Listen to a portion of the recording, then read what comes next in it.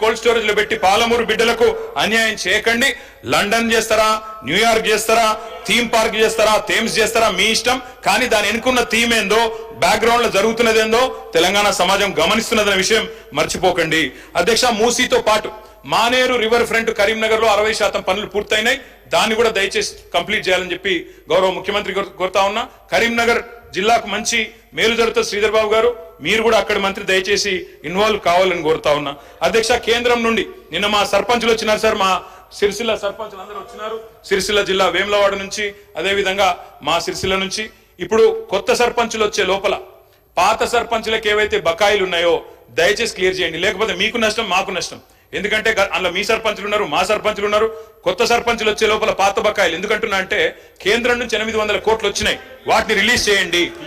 Concluding sir, I'm concluding sir. NHM నిధులు 800 కోట్లు వచ్చినాయి, వాటిని కూడా రిలీజ్ చేయండి. మీరు మాట ఇచ్చిన విధంగా ఎల్ఆర్ఎస్ 25 లక్షల మందికి ఉచితంగా అమలు చేయండి. అదే విధంగా అధ్యక్ష, మేము కలిసి వస్తాం. ప్రభుత్వంతో మీరు ఇచ్చిన మాట నిలబెట్టుకోండి, తప్పకుండా కలిసి వస్తాం. మంచి పథకాలు కొనసాగించండి. కేసీఆర్ కిట్లు కొనసాగించండి, పేరు మార్చండి. బతుకమ్మ చీర పేరు మార్చండి, క్వాలిటీ పెంచండి, కొనసాగించండి. పిల్లలకు బ్రేక్ఫాస్ట్ స్కీమ్ తెచ్చాం స్కూల్స్ లో, సబిత కనిన చాలా డీటెయిల్ గా చెప్పారు. బ్రేక్ఫాస్ట్ స్కీమ్ కొనసాగించండి. మిడ్ డే మీల్ బకాయిలు ఉంటే అవి కూడా ఇవ్వండి. తప్పకుండా నేను మిమ్మల్ని అందరినీ కూడా ముగించే ముందు డాక్టర్ వివేక్ వెంకటస్వామి గారు ప్లీజ్, చాలా టైం అయిపోయింది. ఐ రిక్వెస్ట్ యూ సార్, ఎన్నికలకు 6 నెలల ముందు రాజకీయాలు చేద్దాం. మీరు అన్నారు ముఖ్యమంత్రి గారు, వి వెల్కమ్ ఇట్. మిగతా 4.5 ఏళ్లు నిర్మాణాత్మక ప్రతిపక్షంగా మా పని మేము చేస్తాం. ప్రజలు మీకు అధికారం ఇచ్చారు, చిన్న వయసులో మంచి చేయండి. ప్రజాస్వామ్యంలో ప్రజలకు సేవ చేసే అదృష్టం మీకు కలిగింది. తప్పకుండా we will support you sir.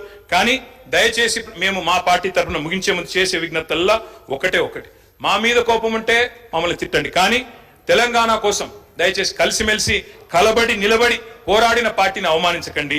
ఉద్యమంలో ఉదయించిన మా పార్టీని అవమానించకండి. కొట్లాట అనేది మా డిఎన్ఏలో ఉంది, తప్పకుండా కొట్లాడతాం ప్రజల పక్షాన. ప్రధాన ప్రతిపక్షంగా మీరిచ్చిన ఒక్క మాట కూడా ఎక్కడ మోసం జరిగినా తెలంగాణ ప్రజలకు మౌనం వహించం, సహించం, భరించం. ప్రాంతం వాడు మోసం చేస్తే ఈ ప్రాంతంలోనే పాత్ర పెడతామన్న కాలోజీ మాటలు వారికి గుర్తు చేస్తూ జై తెలంగాణ. డాక్టర్ వివేక్ వెంకటస్వామి గారు.